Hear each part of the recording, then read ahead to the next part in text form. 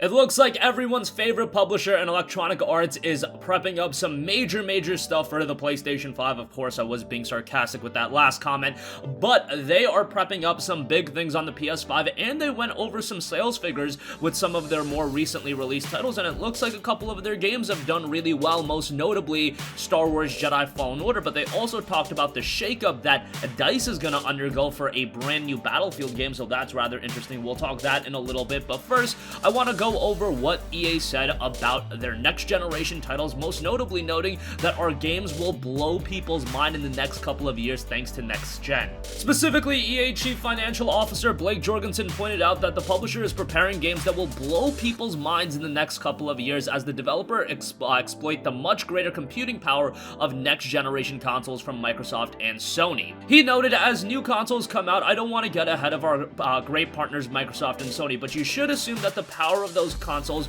are going to be a lot better than the power of the existing consoles, which means a really simple thing: we can do a lot more. And so you will see things over the next couple of years that we're gonna do with games that will blow people's mind. And that's the fun part of this business, because we are going to see so much innovation, not just with us, but across the whole industry. And that's why you've seen growth across the software business as a part of this overall video game business in every single console cycle over the last, 20 plus years. And so that's where people sometimes get hung up. They get too focused on the short term and not think about what's transpired historically, and the power of the new consoles is going to be substantially greater than the existing consoles, which means we can do a lot more, and it's going to be fun and great to see how our existing games will evolve, like a FIFA or a Madden. But that is going to cause a lot of ire from people, given that, Madden and FIFA, sports games in general, don't see a ton of evolution. That's what people would know, but nonetheless, he also noted, but also see how new games will evolve or be developed under that much higher power. So it's rather interesting what Jorgensen is saying about the PlayStation 5. Yes, it is going to be a considerable power leap, but it'll be interesting to see all of the other elements EA does incorporate next generation. I feel like they're trying to go over to the side of doing what the consumers really want and listening to gamers a lot. Maybe I'm pushing it a little bit too much. I know EA still isn't everybody's favorite publisher. A lot of people still hate EA for games like Anthem, games like Star Wars Battlefront 2, all the issues with that game, but look at what they've done with Battlefront 2 recently. Look at what they've done with Star Wars Jedi Fallen Order. I thought Battlefield 5 was a pretty good game, and that continues to see evolution. Free DLC, all of these elements are coming together, so credit where credit is due with EA. Yes, it's only been a little bit. Apex Legends is another title that I'd be remiss if I did not mention. It seems like Respawn is doing a lot of quality work. I hope to see EA get back to their glory days next generation. At one time, EA was considered to be one of the top publishers in the world. I know that their market evaluation is still ridiculously high. I just mean reception from the gamer and whatnot. They used to be heralded as one of the elite publishers. That seems to have kind of fallen to the wayside over the last few years. And of course, that's for a plethora of different things, but hey, they are looking to blow people's minds with the PlayStation 5. I don't necessarily know if Madden 2022 or whatever is going to be the game to do that, but of course they have a lot of other IPs under their belt. A new Star Wars game, if they do a Knights of the Old Republic remake or remaster that has been rumored, there's a lot of potential for EA to put out quality stuff. BioWare can still reclaim their glory days. I absolutely believe it's possible. Yes, they've had a couple of bad releases with Anthem and Mass Effect Andromeda, but a couple good RPGs and people will completely shift the narrative on that. I think with a lot of gamers, they just spell out and think of doom and gloom really quickly, when these narratives and the news cycle is going to evolve week over week, day over day, really minute by minute with the immediacy and the culture right now with social media and everything like that. Things evolve at a very rapid pace, and I imagine to see that with EA as well. Speaking of evolution, DICE looks to be undergoing a certain evolution as they are changing quite a bit. In the same conference call, EA CEO Andrew Wilson also teased excitement about Battlefield's next game thanks to the leadership changes at DICE Stockholm. He noted, and then with the leadership change that we made in Stockholm, we've gotten really strong traction against the next Battlefield game. I talked about this last call, I'm really excited about what the team is doing, and David Rhoda, who is leading the studios in Europe, now is also having a really strong impact, and the team is doing some pretty amazing things. EA did note that the next Battlefield game will be releasing in fall 2021. I can see why they want to take Battlefield in a different direction, or they did want to implement some changes. Battlefield 5, from a commercial technical standpoint was a very, very big disappointment. While I said that I actually liked the quality of the game commercially and leading up to the release of the game, it was just an absolute train wreck. Heading into the release of Battlefield 5, they need to take the franchise in a different way. Not even necessarily completely rebuilding the game or anything like that, but how they market and promote the game, that should be a little bit different. I thought, again, Battlefield 5 was a good game. They offered free DLC. They did a lot of things right with that game. I thought the campaign was pretty good too. But I just remember Battlefield 5 came out, and then like a week later, it was on sale for $30. It was pretty crazy how cheap that game got and how quickly it got that cheap. I hadn't seen anything like that, obviously. That's more of a regular thing these days, but still, literally a week after release, 50% off. That's a ridiculously quick price drop, and even with today's culture of games dropping in price so quickly, you typically don't see something that dramatic.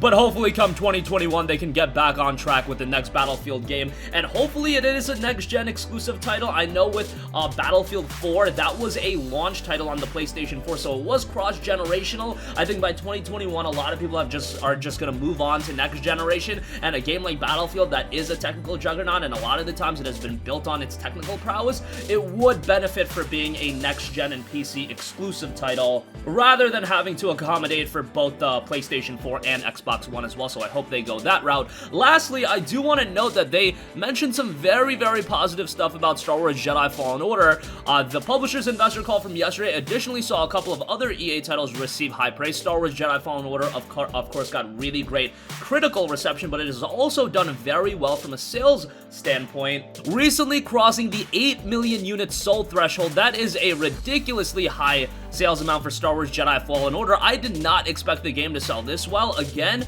I thought the game was great. I thought Respawn did a phenomenal job with the title, and as a single-player Star Wars game, I really, really enjoyed it. However, just with the track record that Star Wars games and EA have had, I did not think this game was going to do that well. Maybe people saw it as a brand new Star Wars game. It's the single-player experience. It looked great. The reviews were great.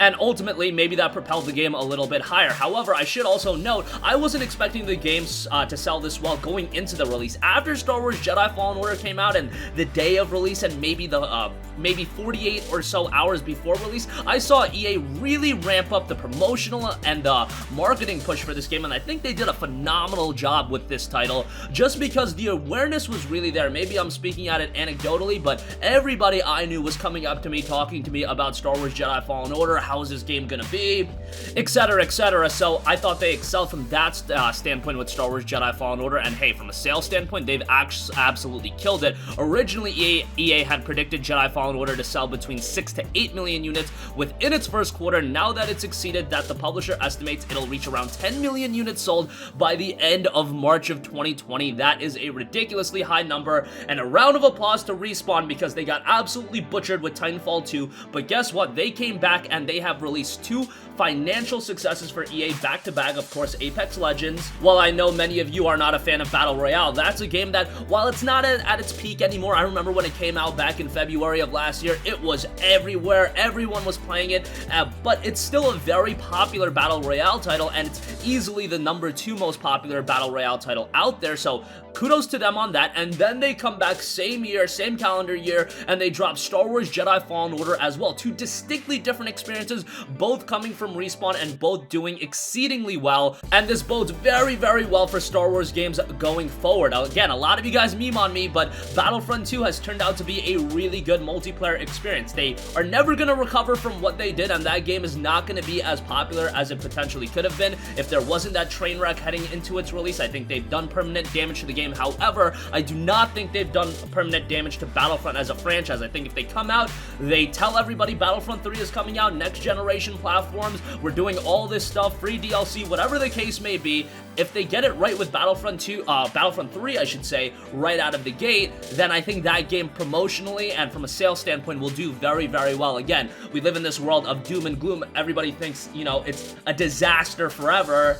And Jorgensen even pointed it out in his conference call. Yeah, there might be slumps here and there, and for EA, it's been a pretty big slump. And when talking about Battlefront in general, Battlefront 1 was not very good. Battlefront 2, I think, has developed into a very good game, but all of that promotional mess in the beginning has really hurt that game's longevity and ultimately it becoming more of a successful game. But with Battlefront 3, I think they will start on a clean slate. I think they are releasing the game on next-generation platforms, and if all of that comes together, I actually think Battlefront 3 can be a pretty major release. But and now we're talking hypotheticals and what ifs. It's just great to see that Jedi Fallen Order killed it, and it's great to see that Respawn is killing it from a financial standpoint as well. Their games have always been of quality, but they were done really dirty when they had to release Titanfall 2 right after Battlefield 1, right around the same time as Call of Duty Infinite Warfare. And the worst part about it was Battlefield 1 was an EA-published game. Why would you publish two first-person shooters like that side by side? Overwatch had just come out a few months prior. EA should have had the wherewithal to realize, hey, this game is probably not going to do that well